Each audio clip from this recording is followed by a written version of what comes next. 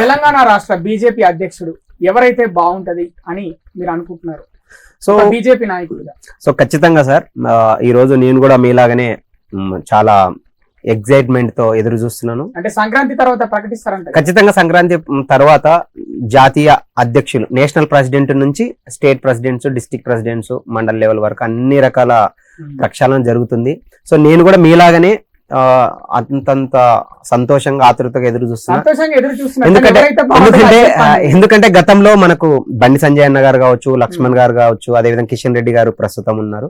So రాబోయే రోజుల్లో ఖచ్చితంగా తెలంగాణకి మళ్ళీ మరొకసారి బండి సంజయ్ అన్న గారు వస్తే బాగుంటదని కొంతమంది కార్యకర్తలు కావచ్చు, అభిమానులు కావచ్చు, అదే విధంగా మళ్ళీ కిషన్ రెడ్డి గారినే కంటిన్యూ చేయాలని కొంతమంది, అదే విధంగా ముఖ్యంగా రేసులో ప్రస్తుతం గెలిచినటువంటి కొంతమందిని కూడా మా జాతీయ పెద్దలు కూడా పరిశీలనలో ఉన్నాయని చెప్పేసి నేను కూడా మీడియా ముఖంగా చూశాను.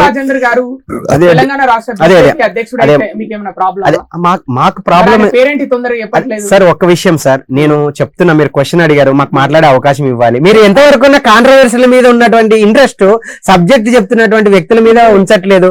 ఒకటి, మీరు బండి సంజయ్ అన్న గారి పేరు చెప్పాము, కిషన్ రెడ్డి అన్న గారి పేరు చెప్పాము, అదే విధంగా డికే అరుణమ్మ గారు ఇప్పుడు జాతీయ వైస్ ఉపాధ్యక్షులు, వైస్ ప్రెసిడెంట్ ఉన్నారు, ఆమె పేరు కూడా మహిళా కోటలో పరిశీలనలో ఉంది అని మేము విన్నాం.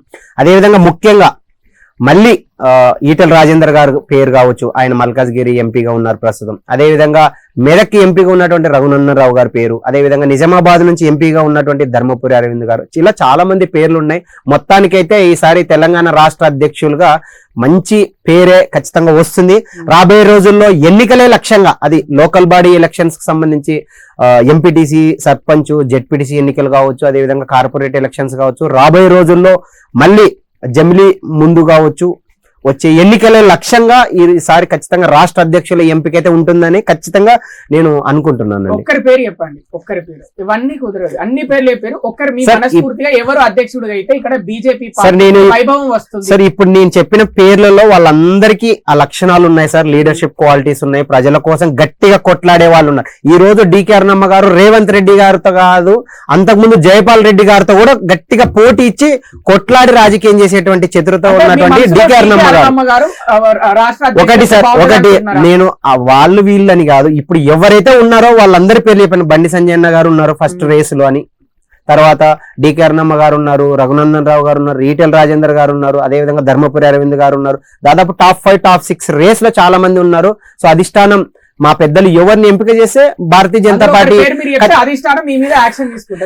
అలాగా సార్. మేము ఒకటి, మా పార్టీ యొక్క సిద్ధాంతం ఏంటంటే మేము కాంట్రవర్సీలకు